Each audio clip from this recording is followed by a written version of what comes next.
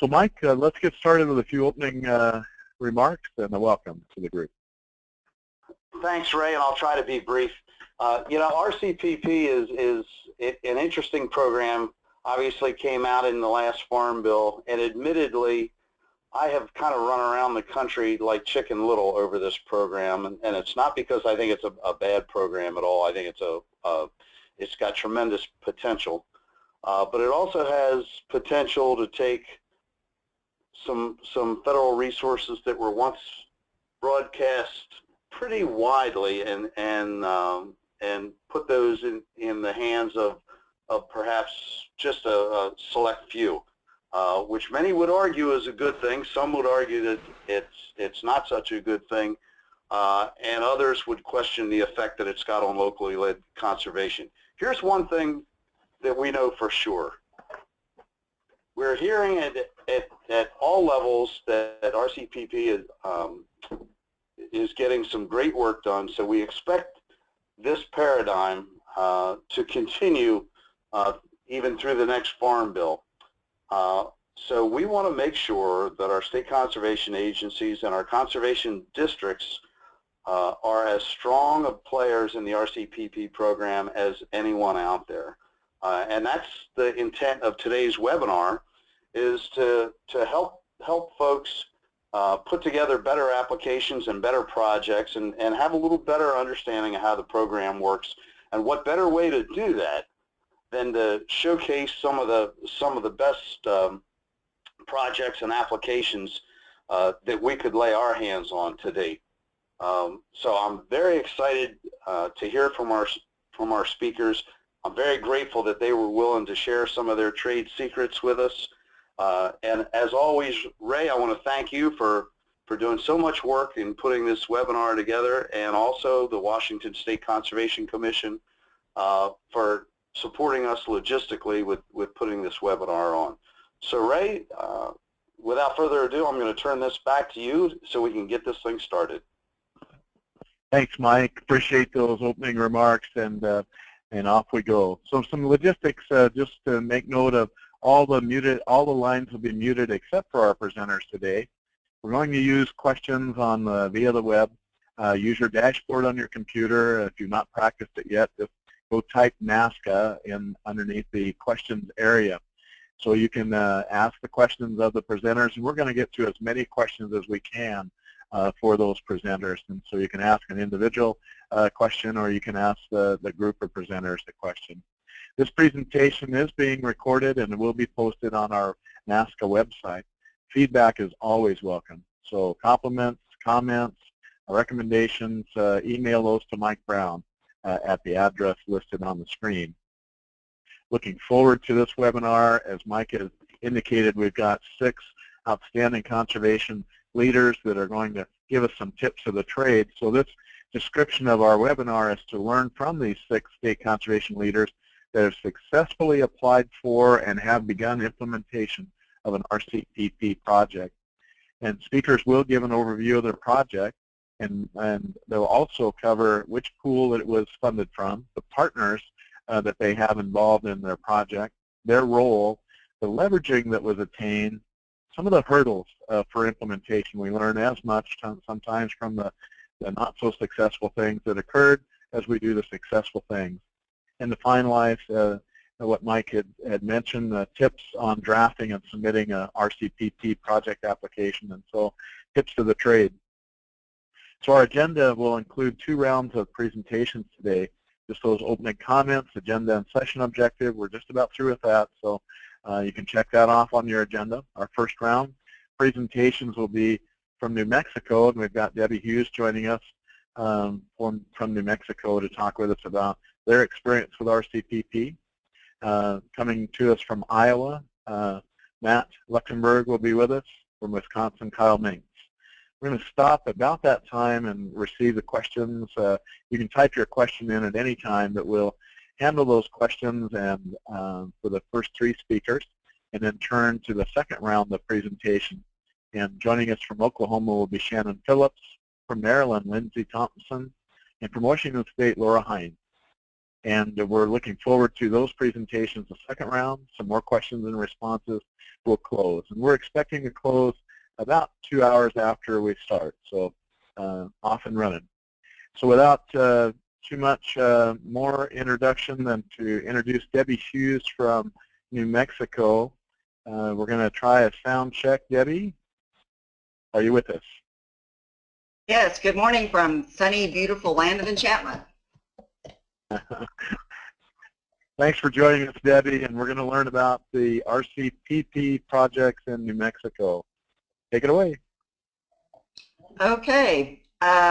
Yes, our state association worked with our conservation districts, and we were actually successful in New Mexico in getting 4 different ones. I've actually listed only 3, but the first one that our state association submitted was we received $4 million, and it's to work on ranches in New Mexico that include federal lands. The next one was with a local soil and water conservation district, and they're actually the lead, and we're just we helped them put it together and helping them with technical assistance, and that's our Canadian River Soil and Water Conservation District, and they had a big partnership that was already ongoing on riparian restoration, and that was for another $2 million. The third one that NMACD was very involved with was with our New Mexico Acequia Association as a co-partner in our Interstate Streams Commission, and we received $1.2 million for acequia restoration. There was also a 4th one that a conservation district put together for 2015 that was successful, and I didn't list that on here, but because our state association wasn't directly involved with the drafting of that proposal. The Acequia Association proposal was also funded in 2016. So what we feel really makes it work here is our partnership, a lot of communication before, during, and after, and very often. And these are pictured some of the state association officers as well as our Secretary of Agriculture and our state conservationist, Javier Montoya. The first year we actually were successful in getting each one of the 3 funded out of each different pool. So the restoration on federal lands was funded at the federal pool, the Canadian Riparian Restoration, the regional pool, and the acequia restoration out of the state pool. Here's another picture, and I didn't, in my slides, put a list of the specific partners, but if you can see, if you're watching this online and you can see the list behind the folks here, it's listing the partners, and a lot of those actually are also our local conservation districts. So these are representatives from our state association, local districts, NRCS. Of course, Chief Weller is here. This is when he came out to visit and announced this first acequia one, because it is the first one that's using this other alternative funding agreement, which I'll talk about more, as well as our Interstate Streams Commission representative here. Another photo, this one's actually out on the ground at the location of the acequia. This acequia is the oldest one in the nation, and there's been irrigation here since the early 1500s. So I think that was very interesting for Chief Weller to see that we were actually being able to continue and carry on traditions and lifestyles here in New Mexico. Okay, I've got a little more detail here, and it's talking about the partners and their roles. And one of the things that's made it successful for us to be able to go ahead and do this is we have had funding from our state legislature for the technical service providers. It's varied in amount over years, but we now have it as a reoccurring for $580,000. That funding is matched by NRCS and allows us to have about 25 people around the state that work in NRCS offices helping with Farm Bill programs. The other big thing that's helped us to be able to work on the federal lands, and also we've got funding for our state association that allows some administrative money, since the RCPP doesn't, is we're in our 3rd agreement now with the BLM, Bureau of Land Management, for $20 million. And So that's been an exciting partnership. And then we have a couple of new agreements with partners that have also given us some administrative money to help with these. One with the Forest Service. Right now it's $50,000 to help with technical assistance, and another one with our Game and Fish Department for $50,000 to help just with coordination and communication. And then we still are working with a contribution agreement that we've had for several years, helping NRCS with technical assistance with the Farm Bill, and that is utilizing retired NRCS folks here in New Mexico. Okay, and this is just a picture just to show how broad and wide that our partnership has grown. We started about 3 years ago, a road show we call it, where we actually go out to 3 different locations in the state and meet with the local soil and water conservation districts. And it started with basically NRCS and FSA and our Department of Agriculture, and it's been able to expand to state departments such as the Environment Department, the Office of State Engineer, State Forestry, Game and Fish.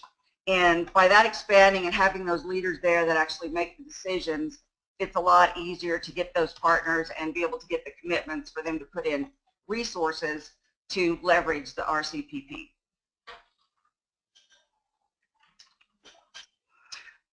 So part of what you have to do is get these letters of support, or now I think they're wanting letters of commitment.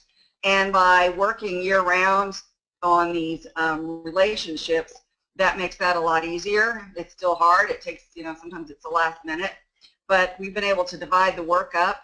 We have about 30 retired NRCS, BLM, and Forest Service contracts that work just as needed, and they all have different skills and work in different parts of the state. We've been able to get a lot of our local conservation districts to help leverage and match funds. So this past year, our state association administered over $4 million with an operating budget of only around $400,000. But that doesn't include the technical assistance funding that we receive from several partners that's been able to make this possible here in New Mexico. Here's just a picture of some of the base staff that I've had that's made it happen. Troy Hood retired from NRCS over 12 years ago, started immediately helping with managing our employee program, and of course he worked in the state office and with the contracting officer, administrative officer. And then Ken Lighting, who was also in the state office that was in charge of the Farm Bill programs, came to work for us about 11 years ago, and he's been the lead on this program with the Bureau of Land Management, which is now really expanded with doing actual work on the national forests.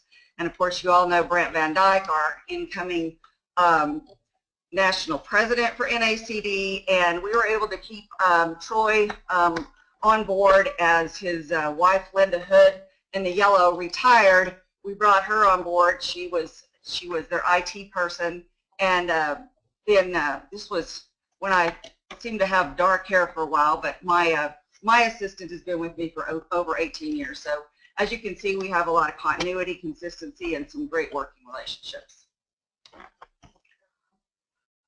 Some of the hurdles, I think for everybody, have just been the short time frames. We here in New Mexico had this $4 million for the federal lands, but of course the state wanted to make sure there was a priority for their field offices to get the EQIP spent first, because that money was not reoccurring, and so that made it harder with an additional big workload. Trying to coordinate on the different ranking criteria, we figured out we need to do a better job with that. And communication, just getting the money here is not the end of it. You've got to stay in some real close contact with NRCS. And then we did have an issue with NRCS and district staff here in New Mexico thinking there should be a different application form or something for RCPP, and that caused some problems the first year. And of course, the alternative funding agreement has been a huge learning curve. We thought there'd be more shovel-ready projects than there were. We've had to do deal with, of course, NEPA and crossing tribal land, and then just a lot of coordination with our core partners on that project. And basically creating all of the forms that RCS has that they use to sign people up and do the ranking and everything. It's been a big hurdle. And just a picture, just want to make sure that we give credit where credit is due, and that's just the support of our board of directors here and our staff. We have monthly phone calls. We're having at least weekly conference calls with our contractors, which are the retired NRCS folks, as we were working for months putting together all these different RCPP proposals. We're continuing to have a lot of conference calls. New Mexico is a big state, and that's really the best way for us to communicate, even though we do meet in person too. But I just want to make sure all the partners in the board and everybody that's done all the work are given credit. Tips on drafting and submitting. You've got to coordinate with your state conservationist right in the beginning. We've heard of proposals that, they didn't even talk to the state conservationist. You've got to base your proposal on your actual resource needs in your state. If you haven't tried to use some retired NRCS staffers in your state, I highly recommend it. It's made us highly successful. That's the other thing, is if you try to have just one person do it all in a very short time period, it's pretty hard. We even divided some of the work up, such as getting letters of support. Had some of our board members doing that, and just lay it all out there where you can see what you've got, what you're doing, and be able to show your partners how it's going to benefit them. Make a list of what you need to do and assign those responsibilities to all your partners, and so you can get it all done in a timely manner. And we're all doing this, trying to keep agriculture on the land, trying to make sure that we can continue to produce the food and fiber for the nation. And this is actually a picture of my youngest grandson here on the ranch, so I'll have to show him off a little bit too. I've only got 7 grandsons, so couldn't put them all in here. Seven grandchildren. And I'm very fortunate. I've got a home office, so if you have any complaints or you need to find me, I'm just at the end of that road there, so right up there in the mountains. But thank you for the opportunity of sharing New Mexico's story. Debbie, thanks so much for joining us this morning and sharing that story. Not only did we hear about one, but we heard about 4 RCPP projects and the successes and the things that are going on. And we know that 10 minutes is hardly enough to give the detail that you might want to give, but we're hoping that it's enough to stimulate interest and that folks will recontact you and find out more. So thank you, Debbie, and stay tuned. We'll have you on the line here for answering some questions. Folks, we've got with us today Matthew Lechtenberg and Matt from Iowa. Let's do a sound check. Matt, are you with us? Yep, I'm here. Take it away, Matt. All right. Thanks, Ray. Yeah, as Ray mentioned, I'm from Iowa Department of Agriculture and Land Stewardship. I'll talk a little bit about our experience here in the state on our RCPPs that we're actively engaged in.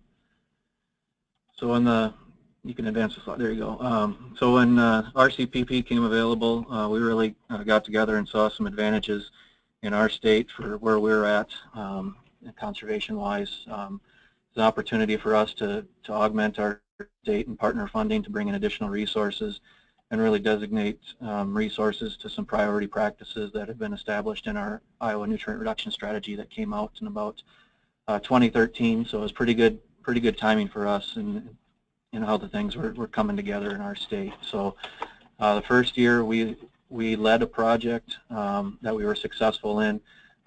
We were involved in a couple others that weren't selected, and then we also were a partner in another project that received some funding as well in that first round.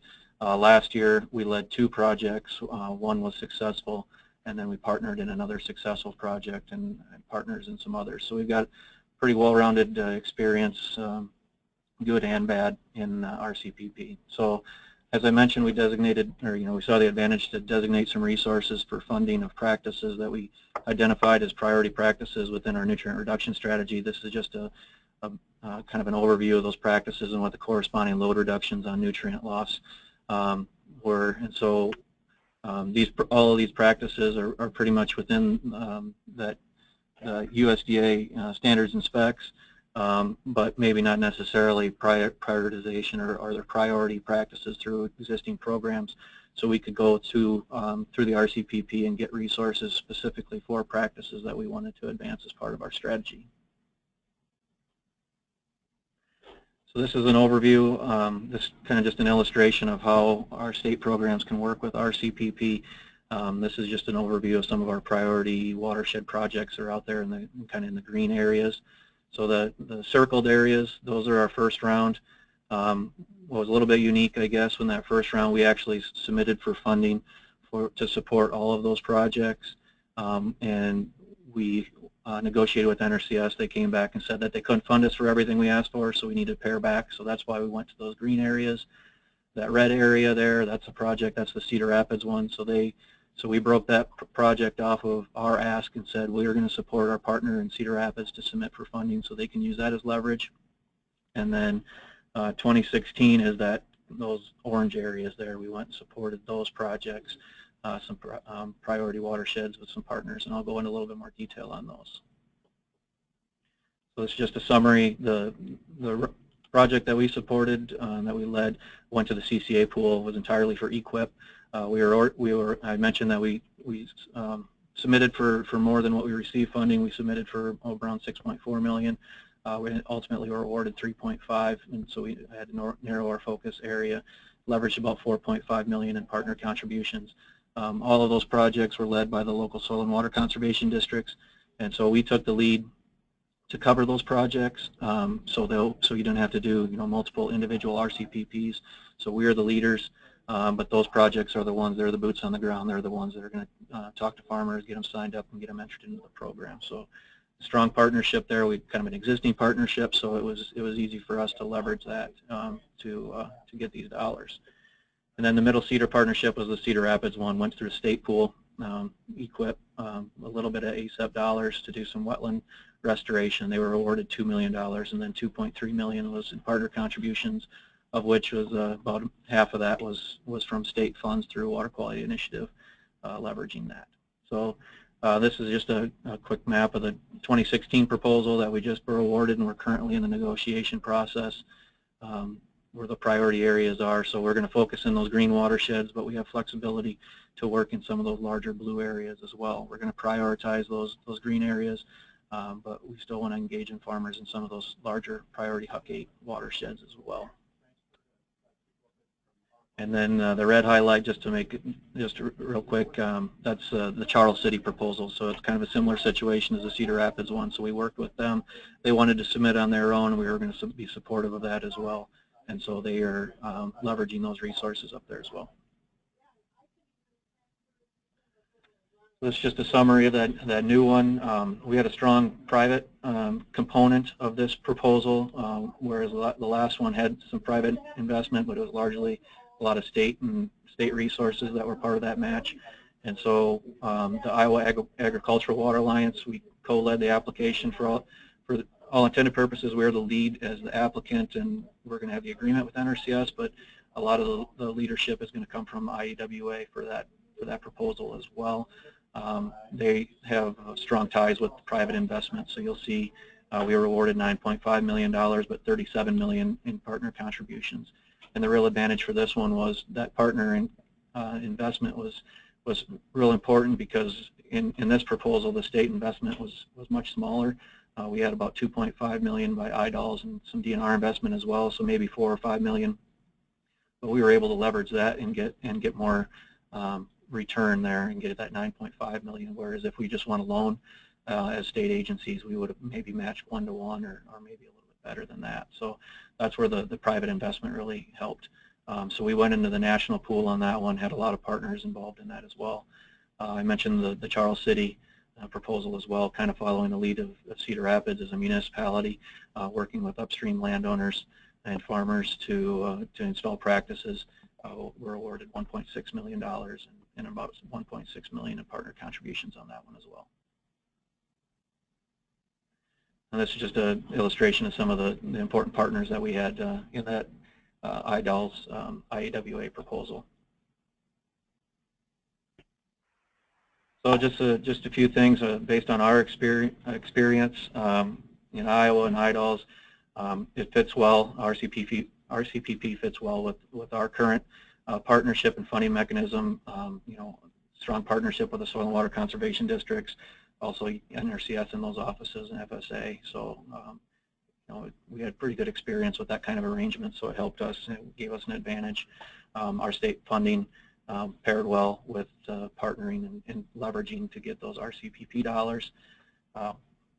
We have the experience and knowledge base based on some other projects that we have with NRCS, so we kind of knew going in how the process was going to happen in regards to TA and FA and that whole lingo. So I think we had an advantage in there as well. And then just geographically, we're covered by 4 funding pools essentially in Iowa. Not quite 100%, but the good majority of Iowa it was covered by 4. So you've got state, national, and then there's actually 2 CCAs, the prairie grasslands and the Mississippi River Basin CCAs.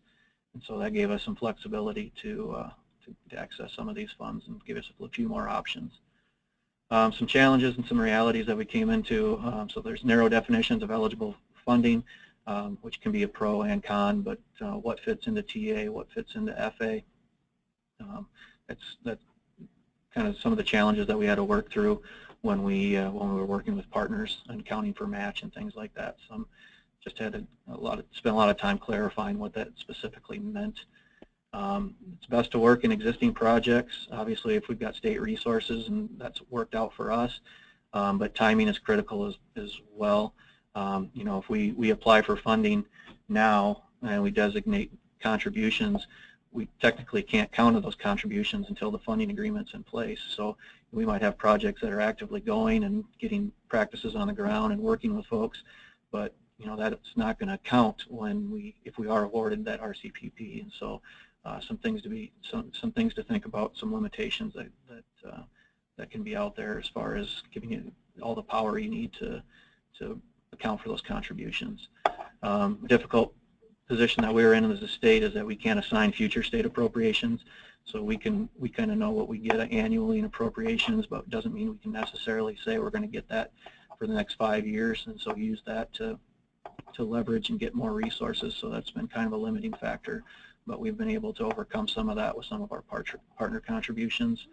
Landowner contributions aren't considered, and so it's an important part of the match, and we know that farmers are investing their resources, but it can't necessarily be used as match to bring in some additional RCPP dollars. And then just admin, you know, there's a lot of admin needs out there for these projects, and so you know, state and partner resources need to come up with that. So what we cut into too, that you know, these offices have a lot of high workload, and so this is additional dollars that are coming to those already stressed offices, and so need to work with those folks to make sure that they're on board and supportive of the projects, or we need to develop additional frameworks or capacity through private means or through other resources to get folks there that can help implement. So just some other tips, kind of based on our experience, is be thoughtful on the pool you're applying for. If possible, coordinate with other proposals. You'll get a good handle on what they're thinking about for as far as pools. The state pools typically fund up to 1 or 2 projects a year. So if you're working with some other proposals that you know are out there and you realize that they're going after the state funds, you know, you might want to consider looking at some of those other pots to give them a better advantage. If looks like there's 4 or 5 projects going to the state pool, you're probably not going to have a good chance of getting funded. So you need to look at other options that are out there. You do have more influence on how the funding is used, but not complete independence as you would expect. We run into that as well with our programs that we administer too. That you know, we want to be innovative, but you know, there still are limitations. But it's important to work with NRCS throughout the process to kind of vet some of those things out as well. Multi-state projects have some advantages, shows additional partnerships, but it can also limit potential, especially when you're going to look at maximizing the amount of award that's available. So if you have a 4-state project, going after $10 million, you've got to split that $10 million out evenly, whereas if you did a two-state proposal, now you've got $5 million potential for each state. So something to think about as far as folks that are looking at those multi-state projects. Again, work with NRCS staff throughout the process to make sure you guys are on the right page and they can provide some feedback and important feedback in the process. And then obviously partners are key. The contributions, not only the contributions, but also follow through with the implementation and the coordination and the reporting duties and all those things all along the process.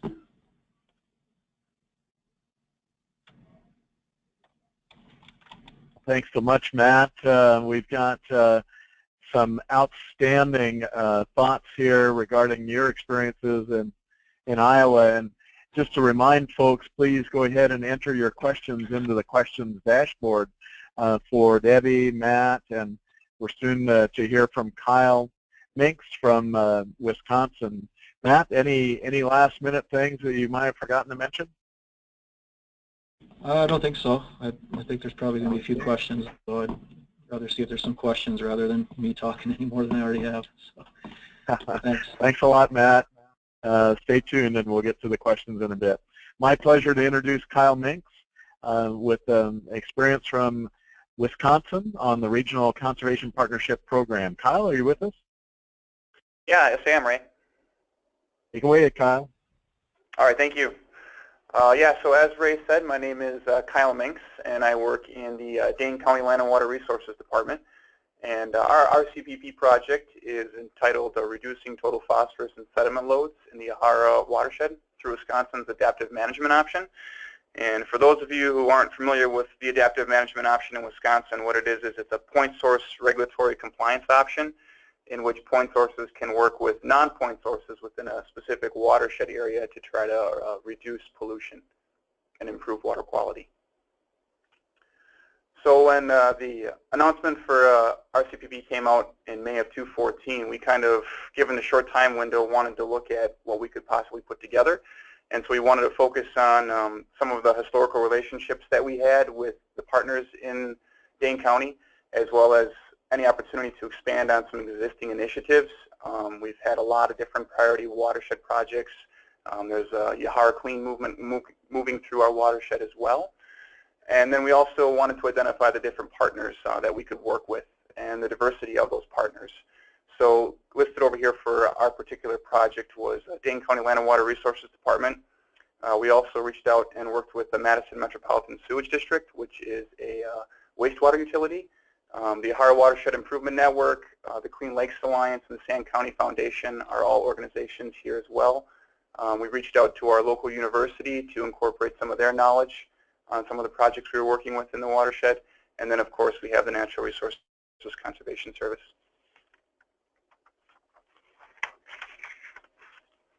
So our project area that we identified is the Yahara River. And what's kind of unique about it is that it's roughly 300,000 acres, 60% of it's agriculture, but it's also identified as a total max. It also has a total maximum daily load, in which the EPA and the Wisconsin DNR established load reductions and targets that we're striving to achieve within the different reaches in this watershed. So that helped steer us in the direction that we wanted to go with kind of putting together this proposal on additional information that we could reach out to and incorporate into the proposal and make it a little bit stronger. It also was a large enough area to incorporate the various partner activities that were going on. So some of those partners that I listed on the previous slide were working in specific portions of this larger watershed. And so this was an opportunity for us all to come together and leverage our various resources to kind of achieve a larger goal of improving water quality. So once all the partners came together, we had to kind of decide what we wanted to do in putting our proposal together. And so the primary resource concern that needs to be identified in the proposal was excess nutrients and sediments in surface waters. And that aligned well with everyone's current activities that were going on. And I think it was important that we specifically correlated that to that resource concern, making the proposal pretty strong. And then we also went through and kind of consciously considered everyone's resources and the activities that they could bring together in setting some of our objectives. And this also aided in defining some of the partner roles and responsibilities, as well as targeting objectives that also supported the evaluation criteria stated in the announcement for program funding. So this spreadsheet here, or table here, I should say, just kind of lays out some of the different objectives that we highlighted in our proposal to kind of reach our overall goal, as well as the partner that was responsible for those objectives and kind of our logic or reasoning on why we selected that particular objective. And so the first one was implementing NRCS conservation practice. And our local NRCS staff here, as well as our county staff, was kind of the lead partner responsible for that. And this was important given the kind of conditions that RCPP has in that it's administered through specific programs. The particular program that we were focusing on was the EQIP program. Even though I know that there's other programs out there, we kind of just wanted to focus in one area, given some of the complexities that often arise with some of those federal programs. We also put in, was one of our objectives, was the testing of innovative conservation practices. And this kind of hit on that innovative component of the announcement for program funding that we kind of wanted to key in on. And Dane County, as well as the UW-Madison, are kind of the key partners in that. And the innovative conservation practices that we're looking at are harvestable buffers, low disturbance manure injection, legacy sediment removal, as well as regional community manure storage structures. Additional objectives include the comprehensive water quality monitoring, which is part of Madison Metropolitan Sewage District and Yahara Winds. This worked out well since they have a water lab right there in which they were able to test most of the water samples that were sent in, and this provided a measurable metric to capture any changes in water quality. We also have quantifying phosphorus reductions, which is primarily led by Dane County, and this sets up an interim metric in which we can kind of quantify or capture any changes. And the tools that we're using for that is kind of the best available ones that we have. It's called SNAP Plus. It's kind of a nutrient management tool that we have that calculates some phosphorus loss. And then there's some other ones too that we have that we were able to get from Wisconsin DNR as well as NRCS. In addition to those objectives, we also had an EPA 9 key element watershed plan, which was funded by the Sand County Foundation and primarily led with our office as well, Dane County. And this kind of emphasized the planning and a kind of a targeted approach for implementing conservation practices. And then we also built in an outreach and education program, which is primarily led by the Clean Lakes Alliance and county staff as well. And this is that engaging and kind of informing individuals throughout the watershed.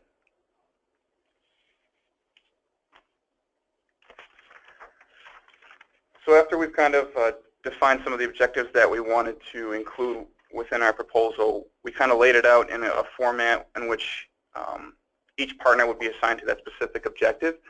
And then it also allowed us to develop a list of actions associated with each of those objectives and a kind of a timetable in which they'd be accomplished. So that's kind of what the figure is showing here on the right side is each year we broke down what actions were going to be completed by which partner and how it correlates back to an overall objective and our ultimate goal. And then behind each of these actions, we were also able to assign some monetary value to each of them, which aided in developing the next step, which was our budget. So funding is somewhat of a challenge, as many of the other presenters have mentioned before. We kind of broke it down into 4 major categories, primarily technical assistance and financial assistance, but then tied it to the federal technical assistance and financial assistance, as well as non-federal or partner TA and non-federal partner FA. And I should point out that the TA is referred to kind of in-kind partner financial assistance, and the non-federal partner FA is kind of cash, so that'd be funds that we're able to receive from the various partners that were at the table. And so once we kind of had that listed, we were able to, oh, can you go back one, Ray? Sorry. Sure can. Once we kind of had that broken down, we kind of assigned those to each of those activities, and then we were able to see kind of what the sum total of funds available to apply to one of the funding pools. The funding pool that we chose was the critical conservation area, which is the Mississippi River Basin. And we chose that one just given that we thought it would be the one we had the most success with, given some of the information we gained from other proposals that were around the state that we're submitting to RCPP as well. I should make note that the total project cost was around $5.6 million. 1.6 ended up coming from NRCS, and $4 million was coming from all the partners. So the NRCS agreement and reporting process was also interesting for us here at Dane County. It took a couple of months for us to kind of figure out how that would look, given that we requested technical assistance from NRCS. We had to make some slight modifications to our original proposal, given the kind of reduction in funding that was available once our proposal was accepted. And within the agreement that we have with NRCS, it identified specific deliverables that we needed to accomplish, and reimbursement on technical assistance is specifically tied to each of those deliverables. And in addition to that, we also have to support all the documentation to get reimbursement and technical assistance for each of those deliverables as well. So usually what this means is the documentation includes the design plans and the construction as-built plans that need to be submitted for each individual practice that we implement using RCPP equipped funding for.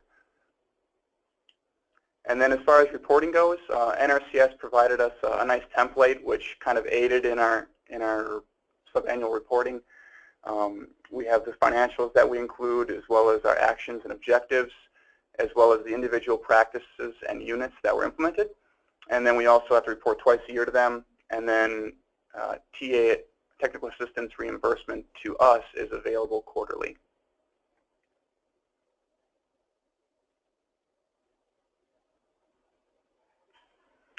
And lastly, just kind of wanted to wrap up with some other additional suggestions that I think would help through the RCPP process when submitting a proposal. It was critical that we engaged local NRCS staff early on in the planning process. Federal RCPP funding is allocated through EQIP in our case, but I know there's other programs out there that are also eligible. It's critical that you have engaged those individuals early on that know the ins and outs of those programs, because they often change every year, and having their knowledge on being able to assist you in implementing practices is crucial. I also would suggest following the proposal layout and templates that they give you. Include all the tables and suggested formats that they want. It usually helps them in ranking a lot of the proposals that come in. And wherever possible, incorporate those ranking criteria and guidance questions into your proposal so you can kind of key in on those point values that they assign to kind of rank higher. And I also recommend that one person will be the draft on the proposal. We started out with multiple authors on the draft, and it turned out to be a little difficult to kind of mesh everything together, and so we ended up just kind of shifting to one individual, and that person drafted the whole thing, and then all the partners kind of came in at the end and provided comment to make sure we keyed in on everything that all the partners wanted to highlight in the proposal.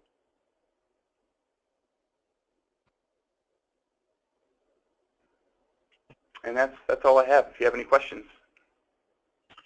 Thanks, Kyle. So questions are starting to roll in, and just as a reminder, use your dashboard to enter those questions. And we're going to get started with those questions right now. And Debbie, let me do a sound check with you. Are you still on? Yes, sir. And Matt? Yep, I'm here. Great. And Kyle? Yep, still here. Okay, great. We got a nice set of questions. Debbie, I'm going to start with a question to you. And in your New Mexico program, did the RCPP help create new partnerships, and did these partnerships exist before the RCPP program? Ray, actually, it was a little bit of both. In at least the Canadian River and the Federal Land Restoration, we had ongoing programs, but we were able to expand those. And bring in additional partners. So like before, we didn't have the Forest Service really, and the State Game and Fish Department. And then the Acequia one, there was work going on through work within RCS, but this allowed real new partnerships and coordination with our State Acequia Association, Interstate Streams Commission, and a lot of the local districts coming together more. So it was actually a little bit of both. A little bit of both, thanks. And you had a pretty interesting experience where you actually have one of the nation's leading changes or adaptions to RCPP. Did we cover that also? No, probably not very well. The ASECIA RCPP, which actually was funded in 2015 and 16, 2016 for another $3 million, was the first and only in 2015 to be funded what's called the Alternative Funding Arrangement. So with that, we actually are the ones that will make all the payments for the work done, as well as if there's payments that go to the producer.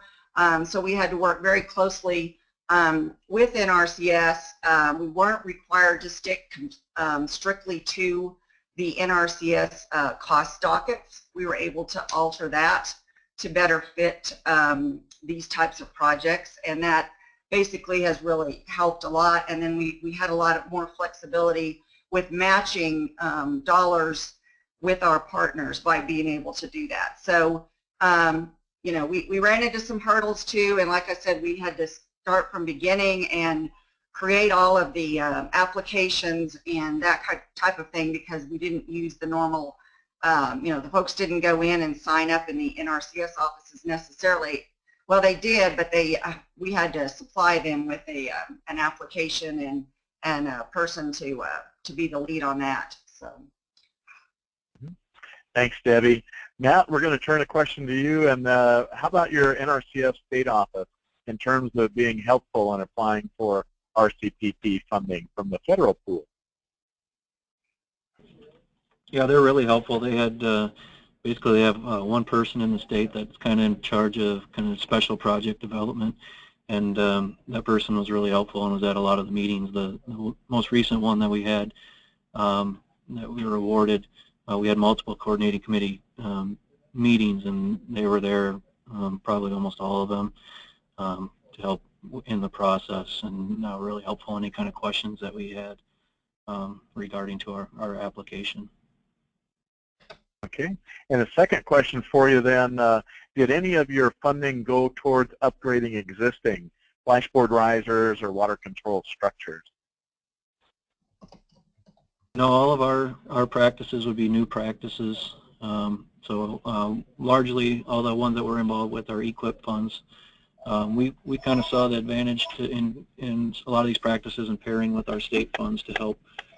Some of the practices require different cost share rates and things like that, because there's not a lot of benefit to an individual producer or landowner for establishment of these practices, and so we can pair our state funds with those, or extended contracts with some of the management practices.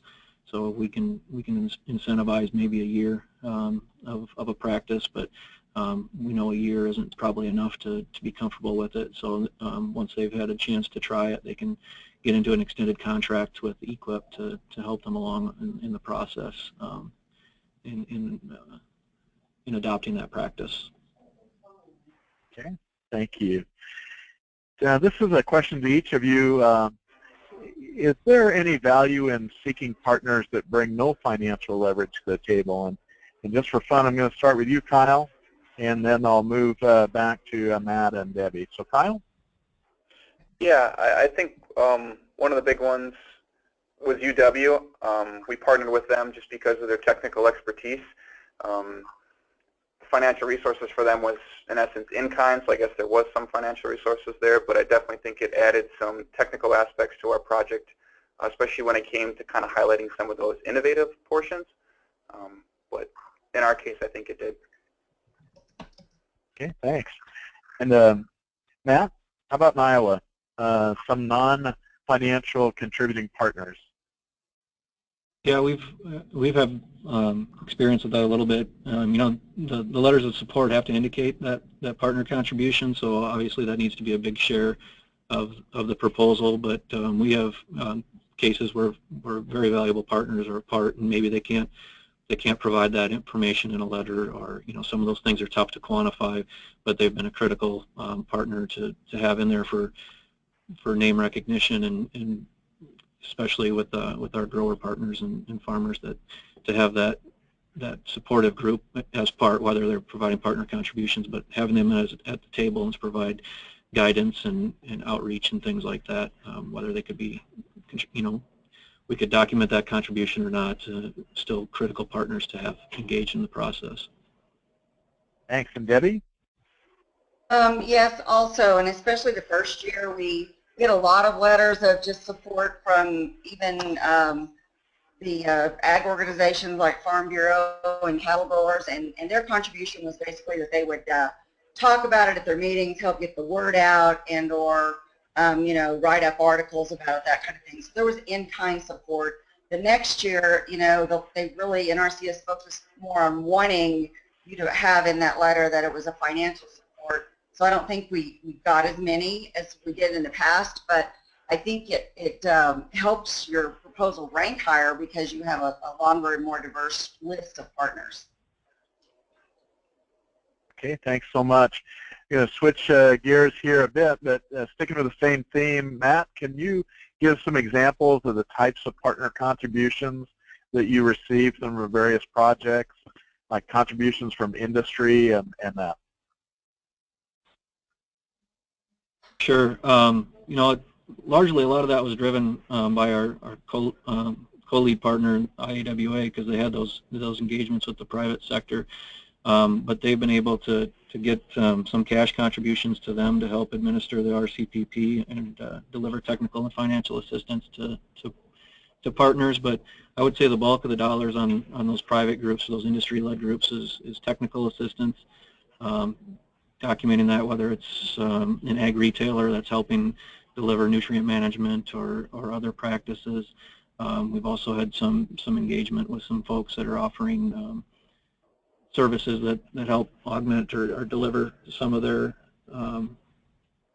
products. So like AgriDrain, for example, they manufacture water control structures, and so many of the practices that we want to implement that are critical as part of the nutrient reduction strategy require those types of structures, and so they're a valuable partner in this. They can offer discounts, they can offer technical assistance through some of their organizations to help provide that assistance in the design and layout of those practices on the ground, and that really helps NRCS out as well, because then it's not their engineers and their technical folks that need to be doing all that when they've got other practices that they need to deliver through their other programs that they're already working on. Okay, very good. How about from each of you, how are you documenting yearly partner in-kind contributions? Debbie, let's start with you. Oh, that is a good question. Yeah, we have, luckily working with us, a retired NRCS person who's an Excel spreadsheet guru, and every single thing we do or even think about, I think, is in a spreadsheet. But he's really good about, having all the partners listed and how much and if they're going to, what kind of support they have. And we reached out to some of the entities that, actual folks that would be getting the business from these contracts. Like, we did a lot of brush work and watershed restoration, invasive species control. So the folks like Dow Agro Science, I think it's called now, and some of the folks that get the bid on our aerial application, and a lot of them either gave small amounts or have participated in our annual meetings and set up booths and that kind of thing to also help get the word out that they want to work with the conservation districts when they're actually letting out the bids for services. So get a big spreadsheet, basically. So Matt, how about in Iowa, in-kind contributions, documenting a partner in-kind contribution? Yeah, so kind of talked about the existing projects that we've got going, that we've been through a reporting process with those, and so we already require reports as part of those projects that come to IDALS for our administration purposes, and so what we've done is just amended the reports a little bit in order for them to to be able to report to us the critical things that we need to gather in the RCPP and document some of those things a little bit better, and that way we're not recreating any kind of reports for those individual projects, and we get a better handle on that. We've also been able to develop a kind of a standard sheet to document kind of cost estimates based on those work products, so and those types of things, so the number of landowner meetings or those types of things, and assign a value to that in cooperation with NRCS, and help document that contribution a little bit better. Thanks. And let's see, Kyle, in-kind contributions? Yeah, so for the in-kind contributions, we also kind of try to stay on top of the reporting, which is twice a year. It usually helps when we work with each of the different partners. They identified it in their action list that we put together in the beginning of the proposal, and so we kind of just follow up with that to make sure that they provide those financials to us each time that we do our reporting, which is twice a year. So they kind of break it down for what they spend either in cash or in kind for those two categories, and then we can keep track of it all for everybody. Okay, very good. Going to switch gears then to Iowa's RCPP, and a specific question about the precision ag practices that you were using in Iowa's RCPP.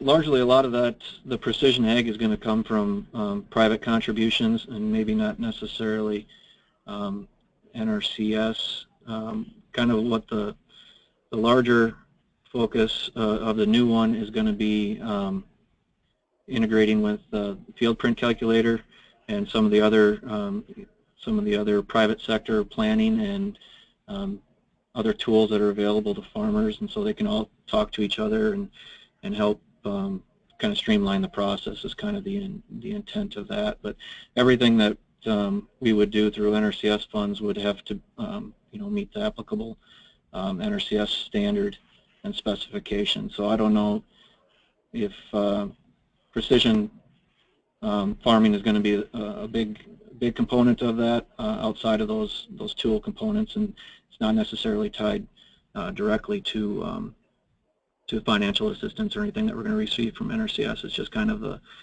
contribution or an additional part of the proposal to engage the private sector, I would say. Okay. Thanks so much. So can you please elaborate more on the interim metric capture change and be as detailed as you can?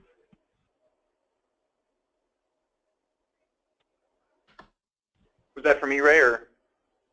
Yeah, I think so. Yeah. Okay. So the interim metric capture change, those were just some tools that we're focusing on here as part of our adaptive management.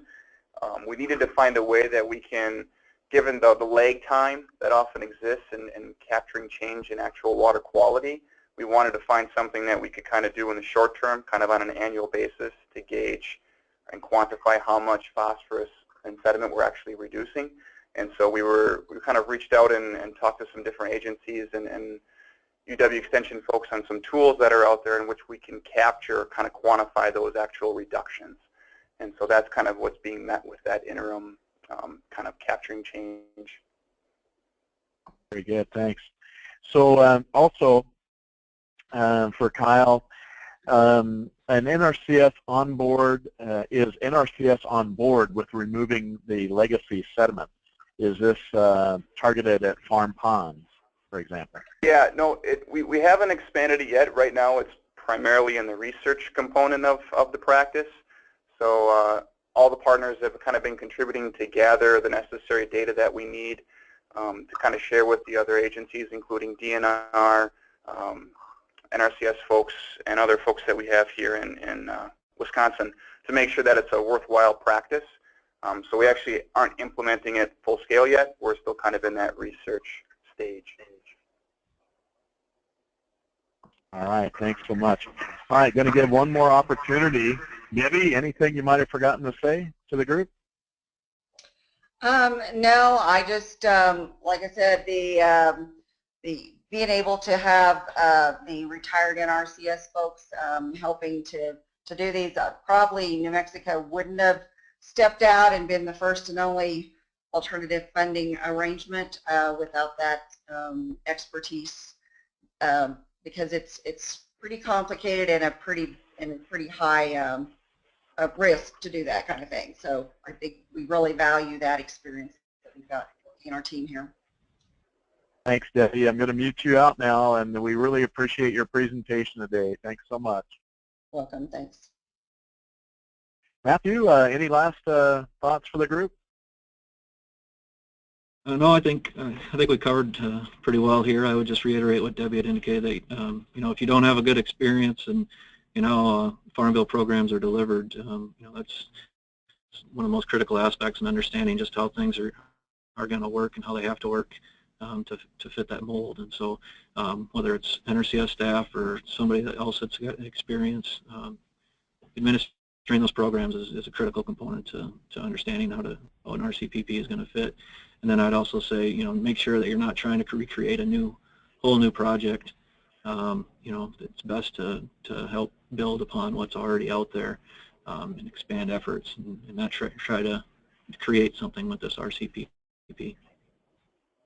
Thanks, Matt. And just a reminder to Debbie, Matt, and also Kyle, you can also enter into our discussion with questions that you may have for the other presenters. Matt, thanks so much for your presentation today and for joining us. Thank you.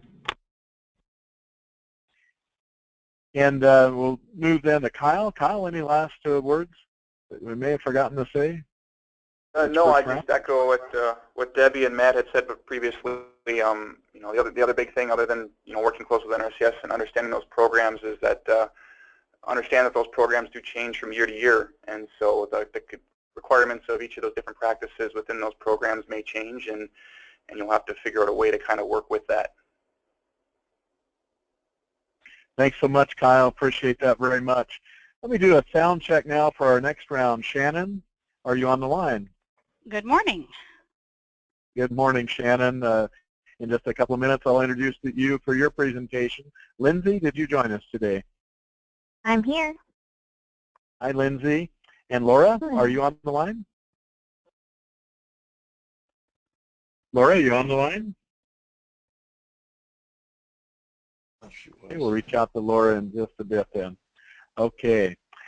So it's my pleasure to introduce then Shannon Phillips, who will speak with us about the Oklahoma experience with RCPP. Shannon, go ahead.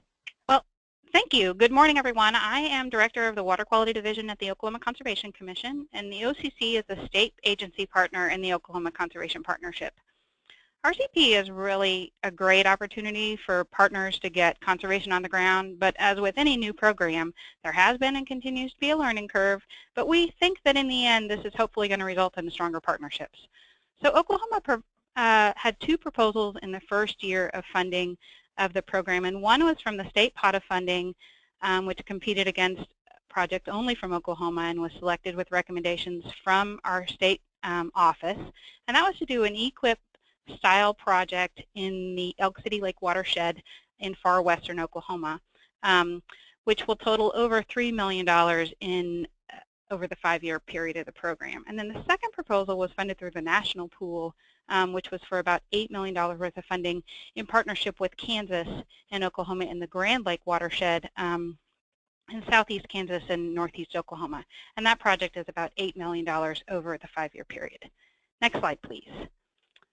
So I'm going to focus on our Elk City Lake project, and we chose the Elk City Lake watershed because it's a PL 566 lake that fork of the Red River Conservation District had turned over to the city of Elk City, and at one time it was a backup water supply for the city, although they're not currently using it for that function.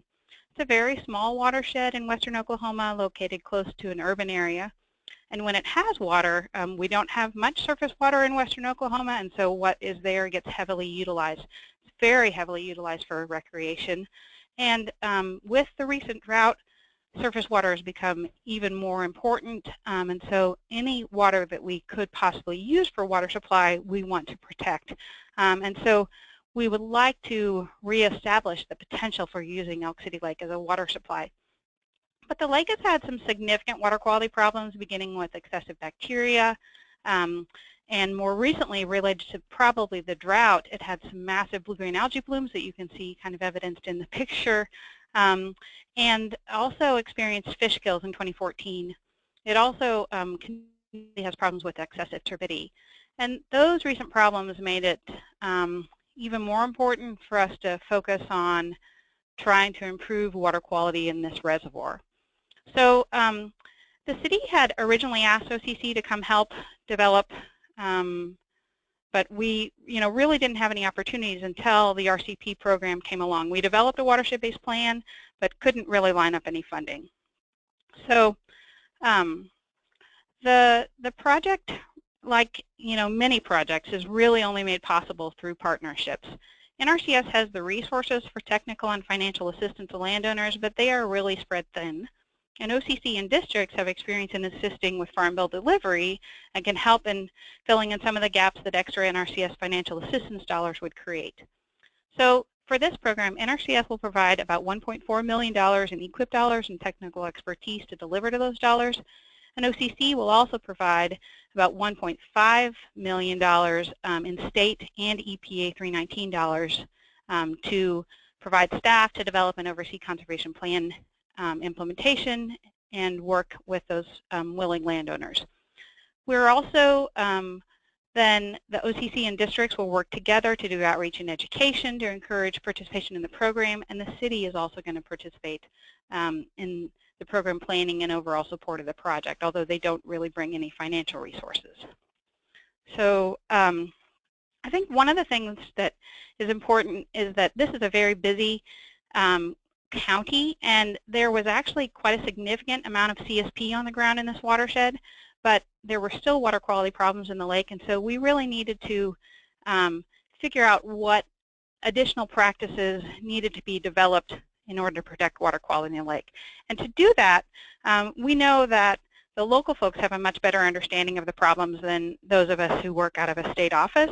So we formed a local watershed advisory group made up of the stakeholders in the watershed.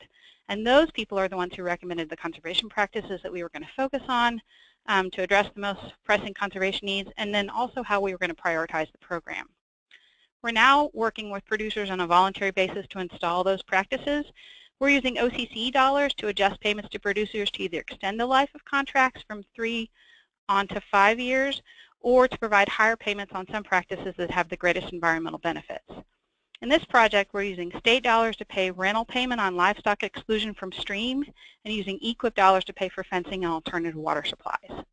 We're using state dollars to pay for grid soil sampling to facilitate precision nutrient application on cropland. We're using EQIP dollars to pay for an incentive for conversion from conventional till to no-till for 3 years, and then state dollars to extend that payment for another 2 years to kind of cover the 5-year no-till hump. And then we're using EQIP dollars to pay for grade stabilization structures, but we're using state dollars to make sure that the cost share rate is really 75% or 90%, depending on your qualifications as underserved, et cetera. So that's kind of the way that we're using the EQIP dollars versus the state dollars in order to get the conservation on the ground and really address the practices that hadn't been implemented with the standard EQIP or CSP programs.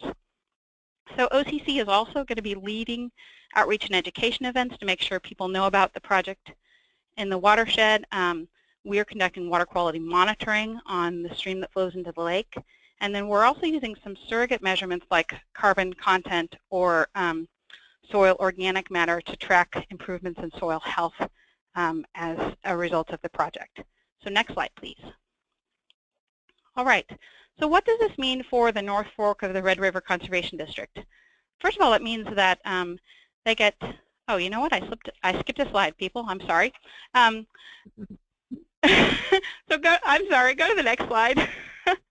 Okay, so we're going to provide local staff support. We know that NRCS is stretched thin, and so we have hired a local project coordinator who's going to be assisting in developing conservation plans and certifying practices. He's a level 2 certified plan writer, and so he has experience. Unfortunately, he's not retired NRCS, but he was trained by retired NRCS. And so he's done these types of programs before, and he'll be working closely with the DC in that county.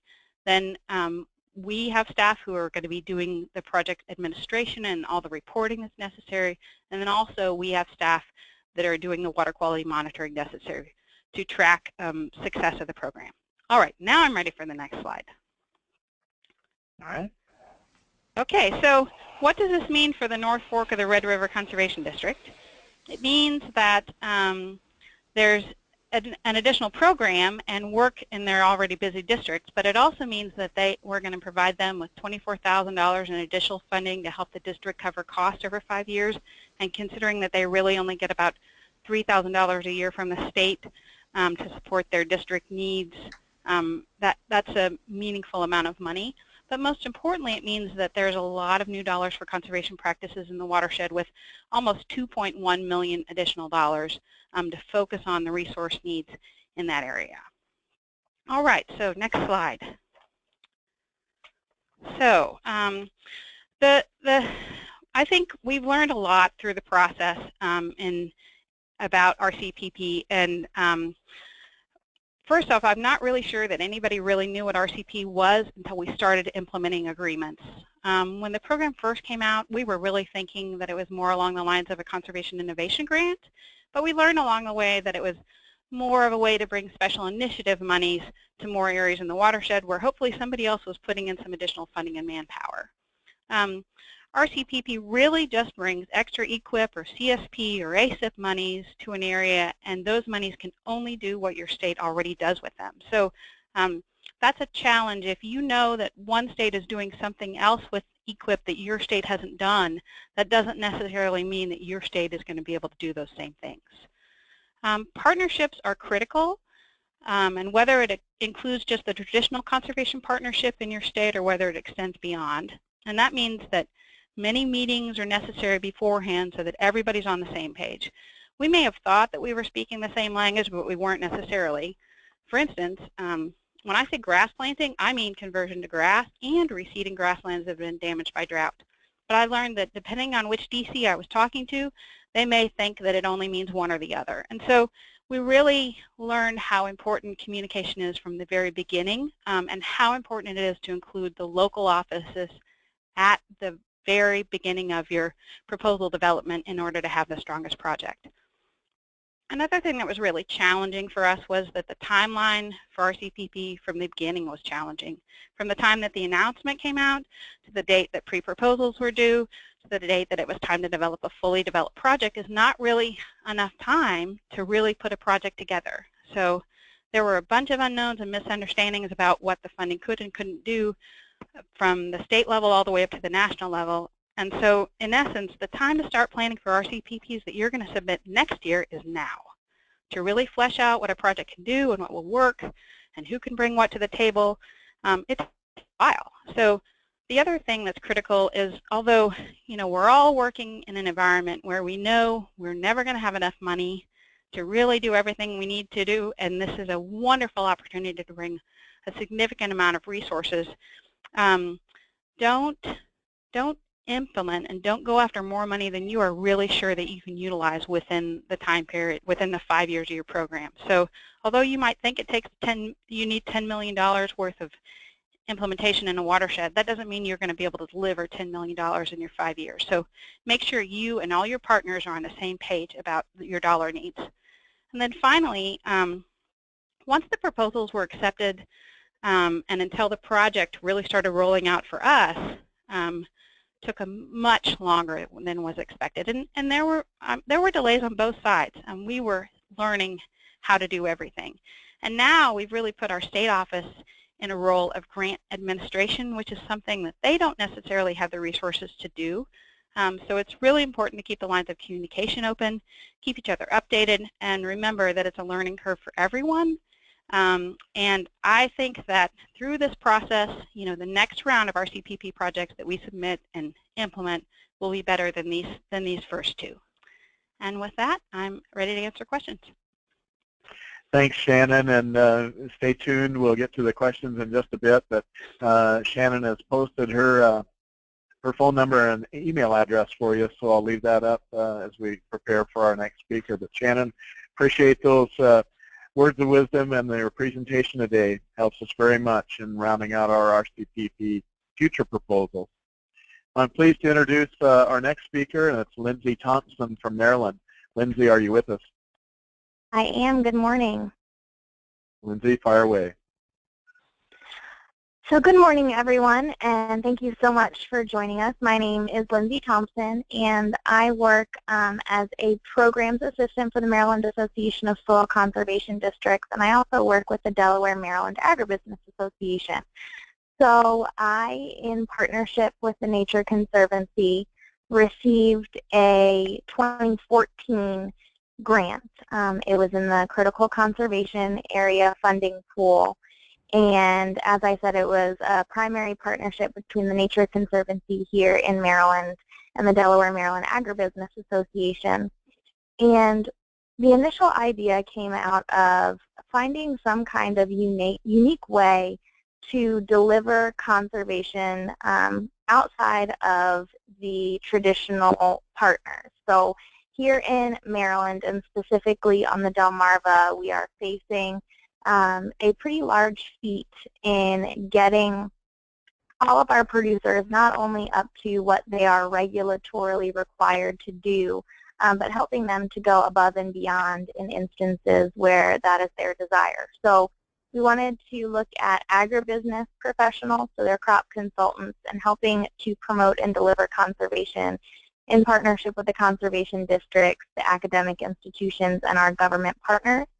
We were looking at the avoid trap control process, so we applied for EQIP, CSP, and WRE funds, and we were looking at an in-field, edge-of-field, in-stream model, and looked at a suite of practices that would fit that. And out of that came the Chesapeake 4R partnership, or Chesapeake 4R Alliance, focusing on advanced nutrient management.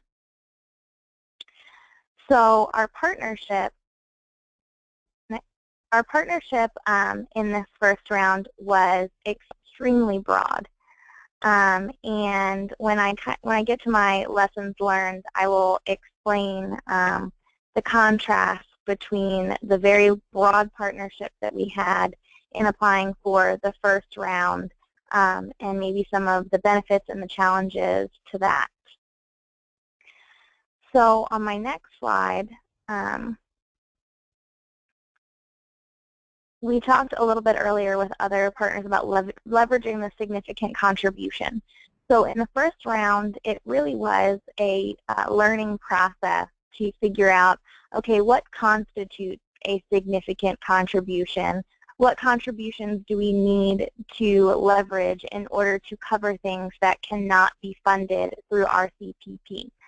So the in-kind contributions for administration and outreach came from our primary partners for the administration portion of it, and then outreach and education, significant contributions were leveraged from agribusiness partners, agricultural organizations, conservation organizations, and then the technical assistance match can come from our conservation partners, so not in this case, but in the district proposal, we had some technical assistance matching funds from the conservation districts. In this case, the Nature Conservancy put up some funding for technical assistance specific to the WRE contracts. We were also able to use easement funding as well as financial assistance match from the state cost share program. So we were very lucky in this aspect that the state of Maryland and the state of Delaware have very strong state cost share programs for financial assistance to producers. Every year they focus on different practices, but we were able to secure those as a match for the financial assistance. And then the Fertilizer Institute did contributions of educational materials for our producers on the 4Rs. So moving to the next slide, the project that was applied for in 15 and unsuccessful, and then finally funded in 16 was for $4.5 million over 3 years, and the primary partners were the Maryland Association of Soil Conservation Districts and the Delaware Association of Conservation Districts. And we applied in the critical conservation area funding pool in FY16. In the first round, we, lessons learned, applied for about $8 million from the state funding pool, not understanding at the time that each state was going to be allocated a specific amount of money. They didn't know exactly what that was at the time, but we later found out that they knew it wasn't going to be $8 million.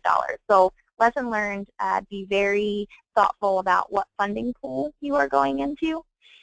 And the focus of this project, so Maryland and Delaware are part of the Chesapeake Bay Total Maximum Daily Load Restriction. And so we are required to have watershed implementation plans that show how the states plan to meet our TMDL goals. And through increased technical assistance capacity and additional equipped financial assistance, we are hoping to help the states accelerate implementation of conservation in order to meet those WIP goals.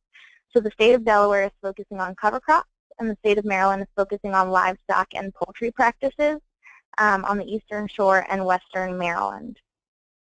And so it's, on my next slide, it's an interesting partnership that we have here. So you will see some of the same names between the first slide of partnerships, but this one is about a quarter of the length. And so we are working with the Maryland Department of Agriculture and the Delaware Natural Resource and Environmental Control, and they were the financial assistance funding partners for the significant contributions. So again, we use the state cost share programs. The Chester River Association is doing a lot of agricultural conservation work on the eastern shore. They're installing bioreactors and working on tile drainage and ditch filters. So we were able to leverage them for some technical assistance and also helping to train our conservation districts on those new and innovative practices that maybe they hadn't done before.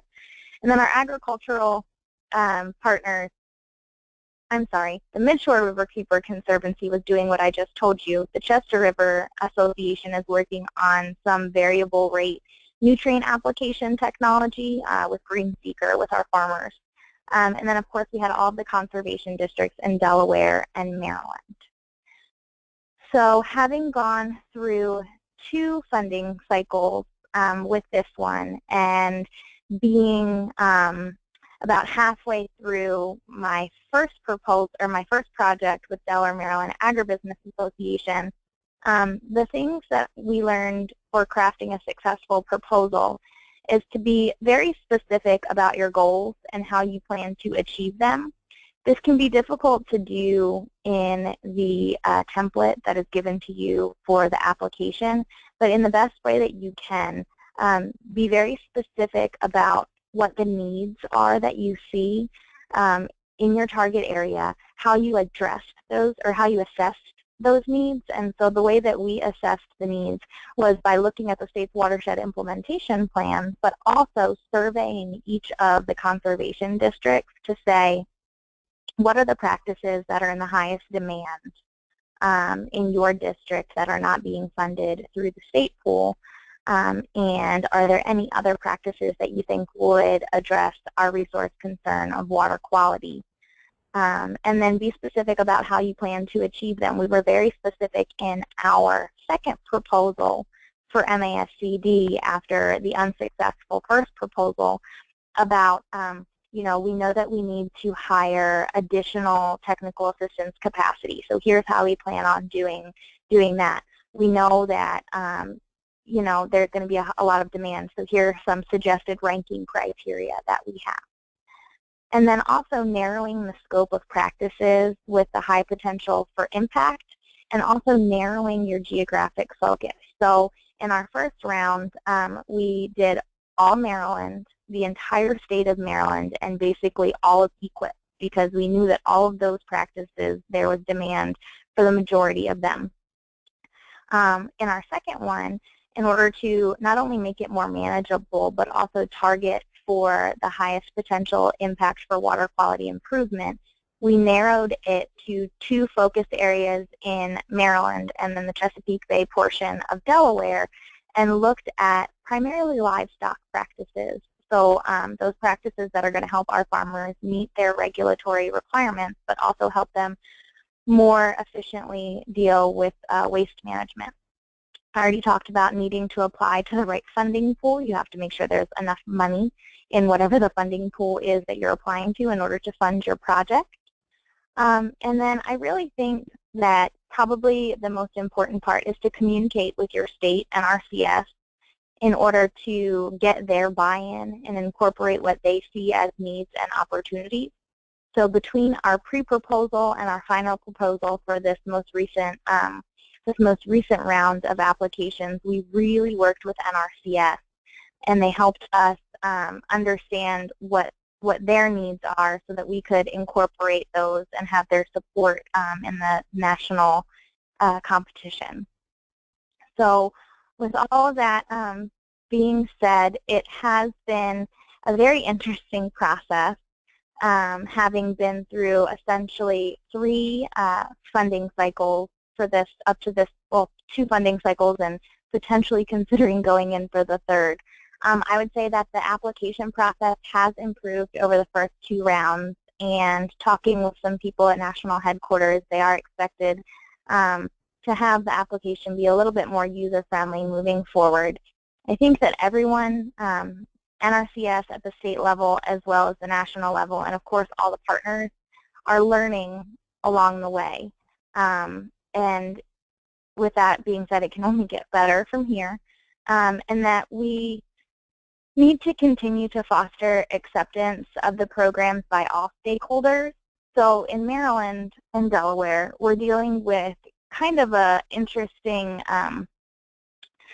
issue in that we used to get Chesapeake Bay Watershed Initiative money on an annual basis, and throughout the Chesapeake Bay region it was about $50 million.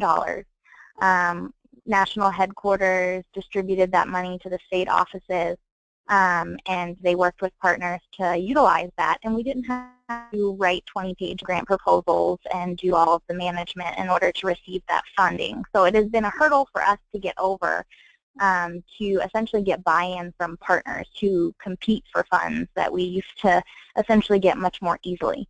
So I think everybody needs to work together to understand that this is the issue that we're dealing with now. And then contracting, just really quickly, be very mindful of the contracting process with NRCS, your statement of work and your agreement. It's a new program and other people are asking questions. Be in constant contact with whoever your NRCS contact is. And then be very careful to make sure that your statement of work and your deliverables accurately reflect what was in your proposal, and that there aren't things missing or added in that were not part of your original intent. Well, we want to thank you for that great presentation, Lindsay, and your experiences in Maryland and Delaware. And I know some questions, if you'll hold for us, we'll get to some questions in just a bit. Sure. Thanks so much. Thank you. Well, joining us from the Palouse in Washington State will be Laura Hines. Laura? Hello, can you hear me? Yes, you're coming through loud and clear, Laura. And we Great. thank you. We know Jennifer, your boss, was going to do this presentation, and so we thank you for joining us today to give the presentation, Laura. So take it away. Yeah, thanks all. This is really neat, and I'm just going to reiterate a lot of the points that have been made today.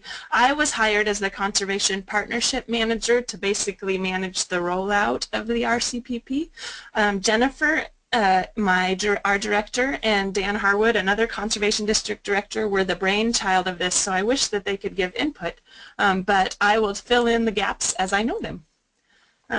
what you're seeing here is Palouse Falls, and our RCPP is focused on the Palouse watershed.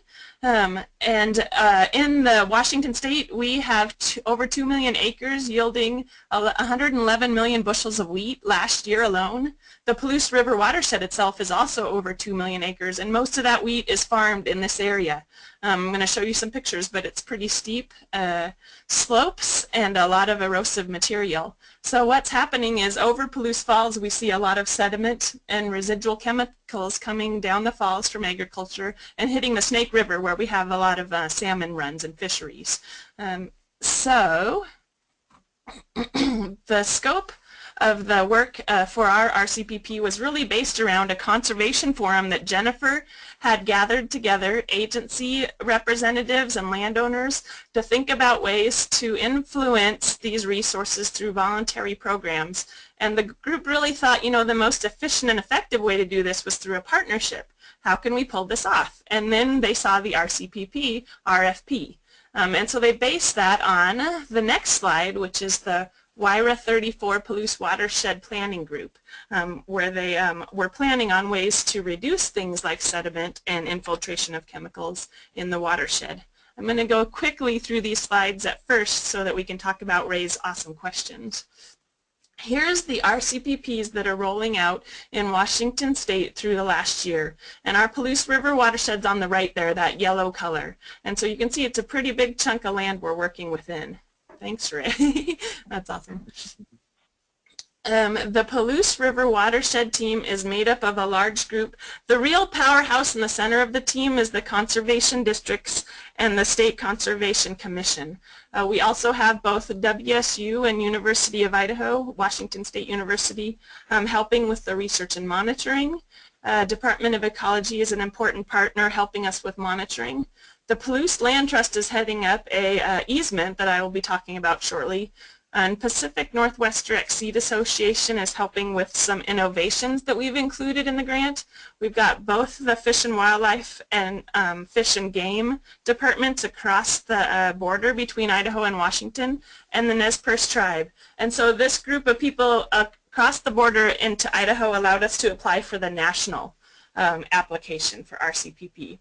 And so the message I want to bring you guys is RCPP is all about partnership, partnership, partnership, fostering those partnerships and working together and communicating closely.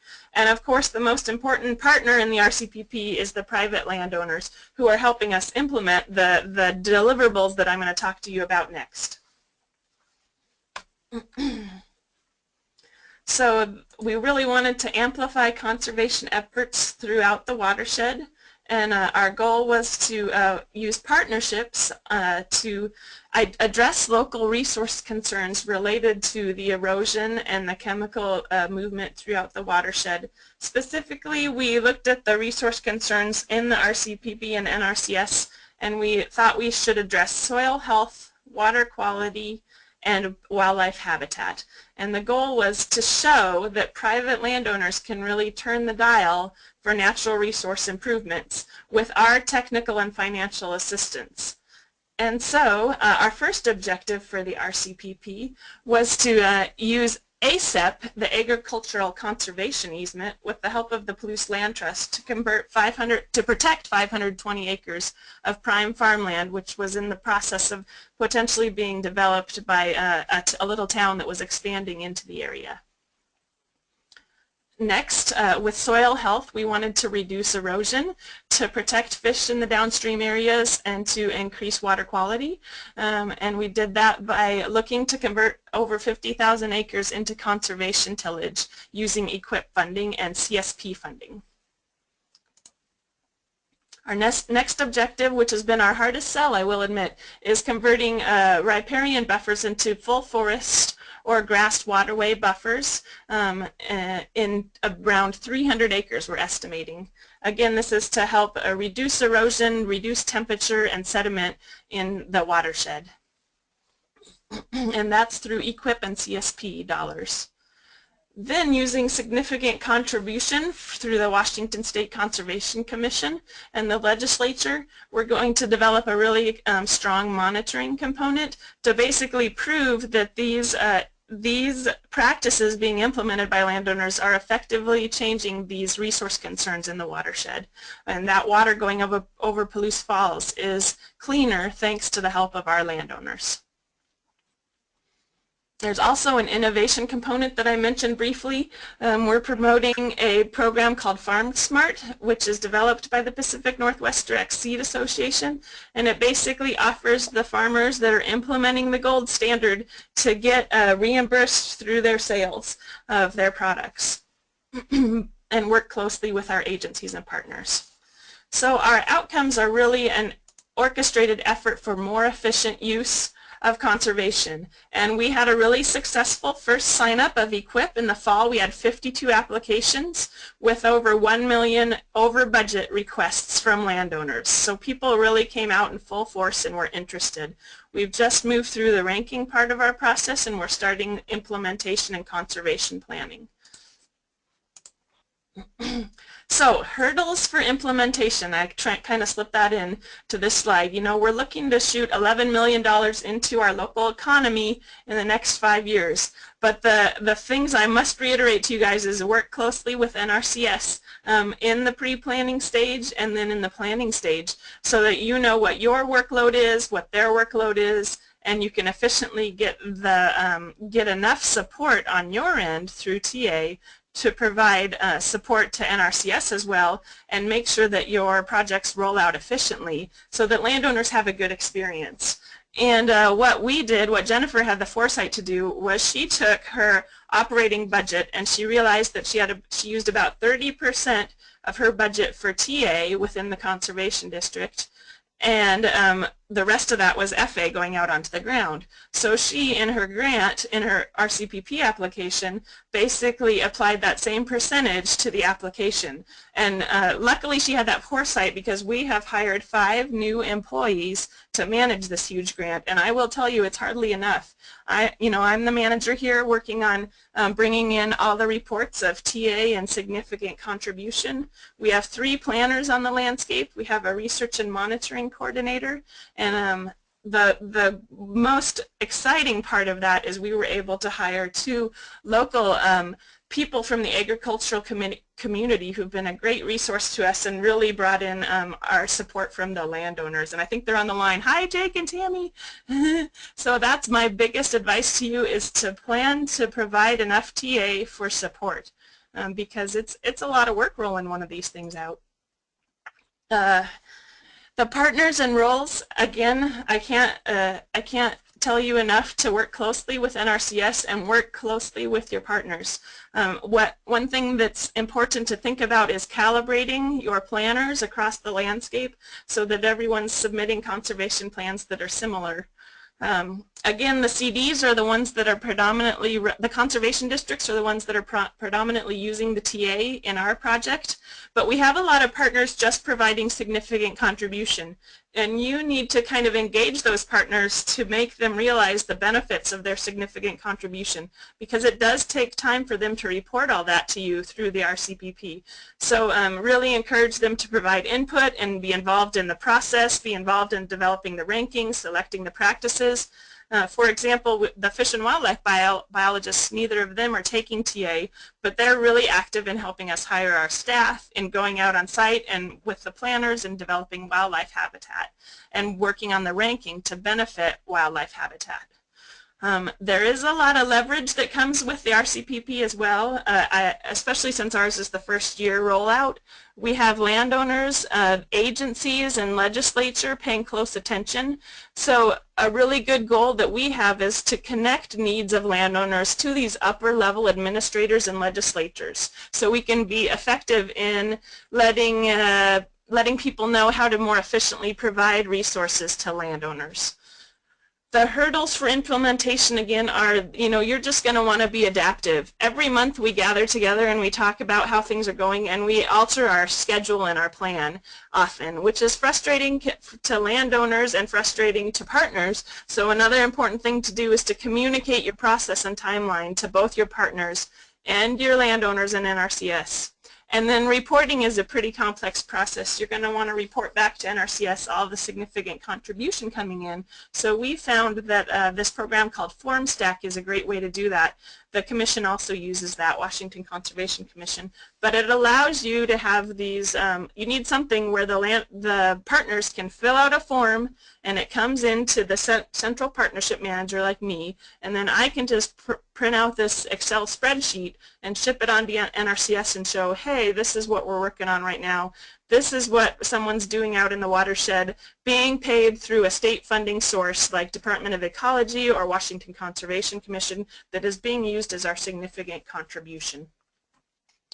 I unfortunately haven't yet drafted an RCPP, but I guess as I think about it and I watch Jennifer go through it and I watch other partners go through it, you know, the important things to do will be coordinating your partners, seeing what they can bring to the table, and being clear for them to communicate what they're going to need for workload.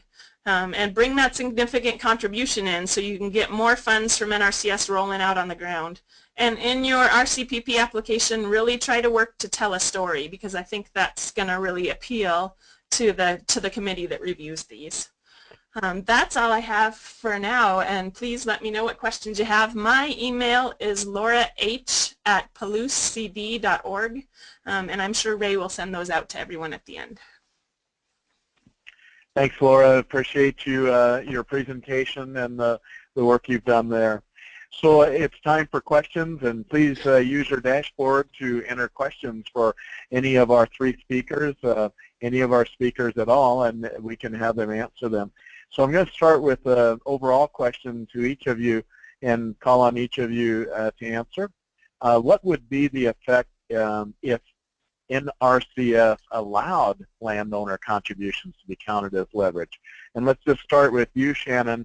What would be the effect in Oklahoma, do you feel, if NRCS just all of a sudden erupted into letting landowner contributions being contributed?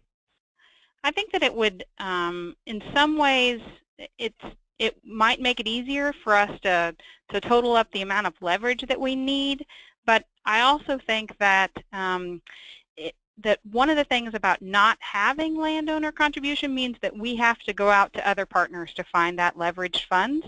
And so, you know, I think there's good and bad things about that. I'm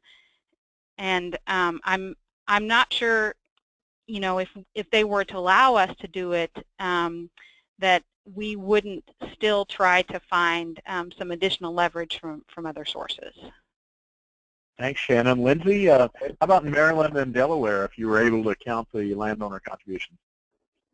I would agree with everything that was just said, and you know, I think that having landowner contributions, of course, would help organizations who may be in tough financial situations and unable to leverage partner funds as well. It would help them to add up to that one-to-one contribution. So I think that in one way it would be good to maybe expand the pool of potential applicants.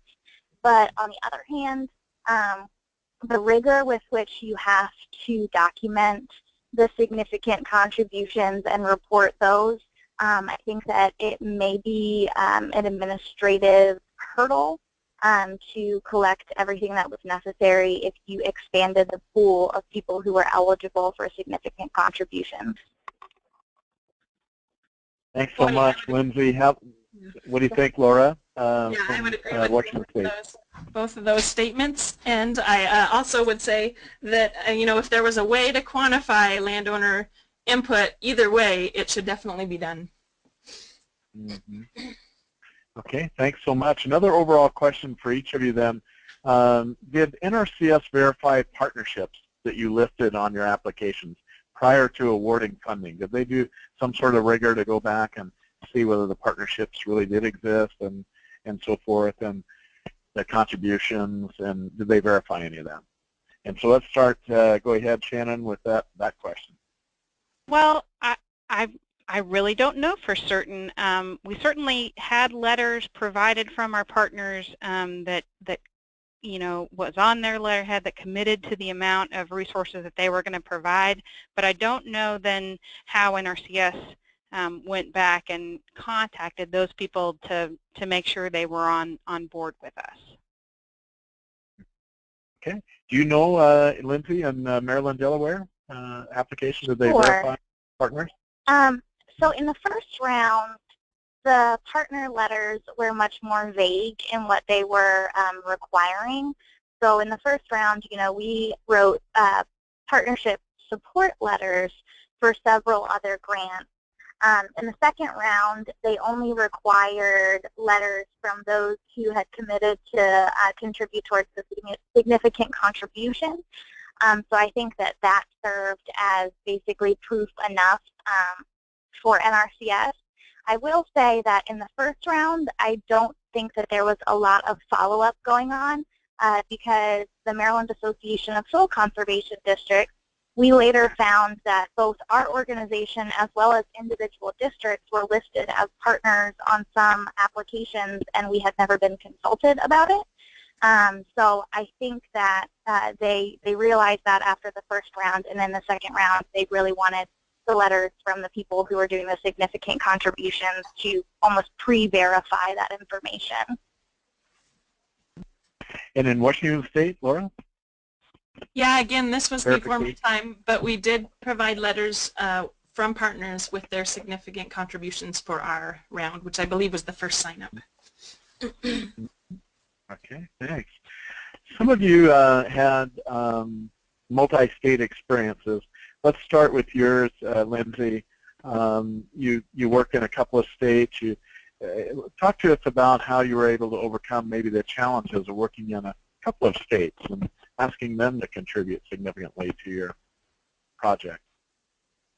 Sure. So both of our projects are multi-state, both with Maryland and Delaware. In our conservation district proposal, we had attempted to bring in Virginia as well, but were unable to do so.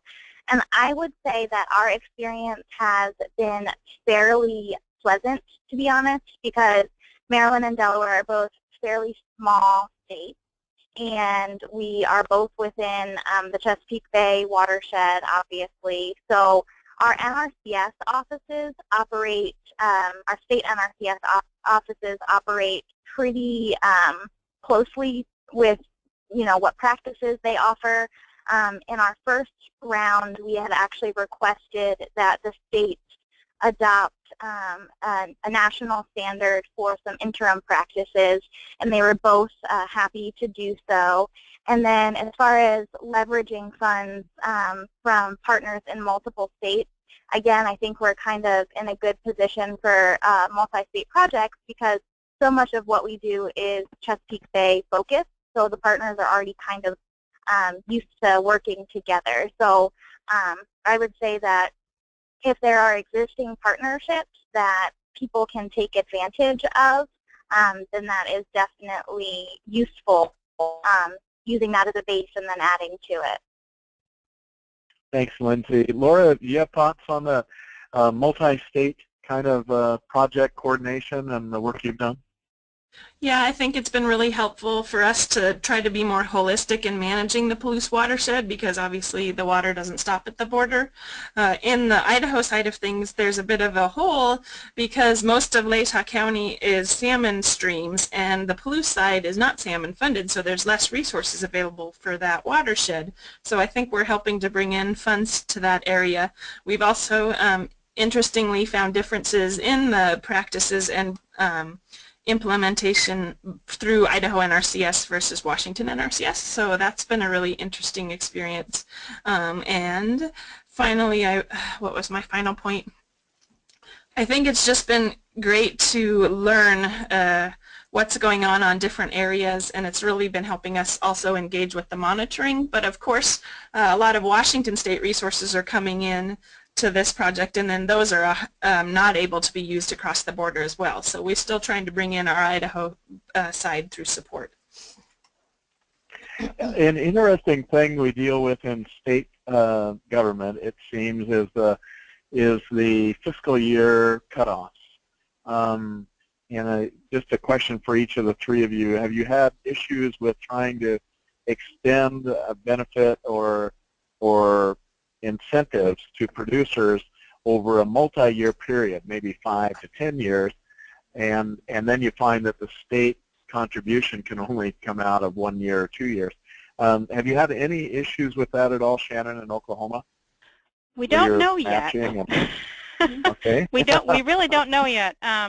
Our state, the funds that the state provided came both from EPA 319, which we hopefully can count on being fairly regular and having a continuing grant that we can spend over a 5-year period. But then they also come from a state pool that is a revolving fund, but that revolving fund gets renewed every 5 years. And so it was just up, and they voted on it yesterday, actually. We're currently in a very poor budget year. There's a $1.3 billion hole in our budget, and so we were unsure as to whether or not that fund was going to be renewed, and also whether or not they were going to pull the funds that we already had in that fund to fill the budget hole, as they have done to some other agencies. So we were fortunate in that that we've dodged a bullet for this time. They extended the fund for another year, but they will be looking at it again next year. So we've really been trying to fill and to explain to as many producers and other folks about why it's important for this fund to continue. But we're just going to have to take it 1 year at a time. And then if we do lose the state funds, we will find another source. And we're working on several avenues, potential partnerships with tribes and other people to kind of back up and give us but the result of that has been that we put in funding for the first year of RCPP. We started to submit one for the second year, but we pulled it back, and we're holding out just to make sure that we have the matching funds and the leverage funds that we need for those proposals that we've already committed to. Okay, thanks, Shannon. Lindsay, any issues around state funding and cutoff dates and things like that in the Maryland-Delaware example? Sure. So our state cost share funding came from each of the agricultural cost share programs, which are managed by different agencies in each state. And we were aware that every year the budget for these programs is and has been different. And so how we dealt with that is just to be conservative and look at the average funding levels over the past 5 years or so, and look at the lowest level, look at the highest level, and then just ask for a conservative estimate of what they could allocate as matching funds for this specific purpose. And so we were successful in doing that and fairly comfortable in doing that. So for example, this year, Maryland's cost share program was funded at $6 million for agricultural practices, and we only leveraged 2.4 over the 3-year period. And so I think the lesson learned there is don't try to overextend yourself in leveraging funds to make your application look better. As long as you can meet that 1-to-1 threshold, it's best to be conservative in order to be able to document that match down the road. Thanks, Lindsay. Laura, your experience in Washington State? Yeah, this is a concern that is really being brought forth by your guys' presentations as well. But in next June, we may, for example, we need to re-up our funding through several sources to continue to provide those significant contributions and support our staff and keep this ball rolling. And I suppose I should develop a contingency plan as well.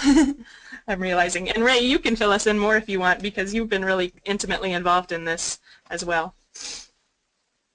Well, certainly we're in Washington State. We are having a difficult time with this. Our fiscal years end, and our bienniums end, and it seems like, then we have to re-up. The legislature make sure that they know the importance of re-upping these, and especially if there's significant contributions made in the incentive programs that for a producer match from state dollars. over a 5 to 10 year period. And the lack of being able to commit that in a good way is causing us a bit of concern here. Well, let's go back to, I'm looking at the questions dashboard. Please do send in any other questions. But in the meantime, Shannon, any last comments that you want to make that you may have forgotten today? I think that RCPP is a great opportunity for you to develop new partnerships, and so be thinking about the people maybe that you haven't worked with but that you've always wanted to find an opportunity to work with. And the nice thing about it is, generally when we're going out to find partners, we're trying to really go after people who can bring money to the table. And I think we've heard from a lot of the presenters here today, it's valuable to have partners that aren't necessarily bringing financial resources to the table. And so what RCPP does is if you can find the leverage, then it's maybe a way for you to bring some resources, to bring a partner to the table like a tribe or somebody else who you haven't been as involved with in the past as you would like to be, and really go after a resource that you need to address. Thanks so much, Shannon, for your presentation and those final words. And move to Lindsay. Any final comments for the group? So I agree with everything that Shannon said, and I would also add to that to kind of a lesson learned is that stressing to partners that this funding is available and it's not going to come to your state or your target area without the effort of the application process and going through the RCPP process to get a project. And then one thing that I forgot in my presentation was to consult with NRCS about their technical assistance needs. So in the first round, we were unaware that approximately 20% of our grant award was ultimately allocated to NRCS for technical assistance. So in the second round, we were very mindful of talking with them about what their technical assistance needs would be in order to implement the project. So be mindful of that. And then just be innovative. If there's something that you want to try that maybe your state isn't currently doing, don't be afraid to ask them to adopt a national standard or an interim standard for a practice to really realize the water quality or the wildlife benefits that you see the potential for. Thanks, Lindsay. Appreciate that. And Laura, some final comments, something you may have forgotten or want to emphasize? Yeah, I just think the beauty of the RCPP is that, we're all sitting at our computers typing away, and this requires us to come together and look each other face to face, or at least be on the phone together, and I think that's been one of the most powerful and innovative aspects of the project. So don't underestimate that. Thanks so much, Laura, for your presentation and your time today. Folks, we're coming to the end of our webinar today, and again, we want to reach out and just thank Debbie and Matt and Kyle, Shannon, Lindsay, and Laura for their presentations today. Outstanding presentations. And I just want to remind the group also that we do have additional webinars that are planned by NASCA. NASCA, Aaron, and Mike will be letting you know when those are. But if you do have ideas for those additional webinars, topics, please let Mike Brown know or Aaron Andrews know.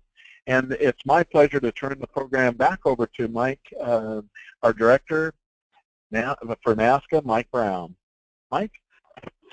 Thanks, Ray, and I'm glad you've got my email address up there. Folks, I have one favor to ask, and I have gotten a ton of great information from today's 6 presentations.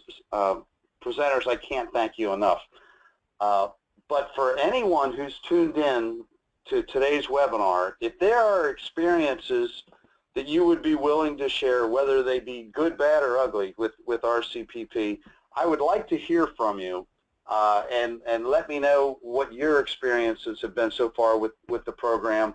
It will help NASCA to help formulate the next RCPP in the next Farm Bill, or whatever it might be called in the next Farm Bill. So please shoot me a quick email and just, you know, maybe send me some bulleted points or share your experiences that you've had with RCPP with me. It'll help us move forward to make for a better program in the next Farm Bill. With that, Ray, I want to thank you for facilitating today. Again, thank all the speakers. And folks, that's it. It was a wonderful presentation, and we will look forward to hearing from all of you. We will have this webinar archived within a week on the NASCA website, which is nascanet.org. So give us about a week, and we will have this entire webinar there available for you anytime you'd like to look at it. So Ray, I'll turn it back to you, and thanks so much. Thank you, Mike, and what a pleasure it was to have our participants with us, the great questions that you gave us, wonderful presentations by our 6 individuals. Thanks so much, and we'll close today's webinar with just the thought that we work in a great field of business in conservation. So thanks so much for your contributions for conservation and for future generations. We look forward to our next webinar, and we'll sign off now. Good day.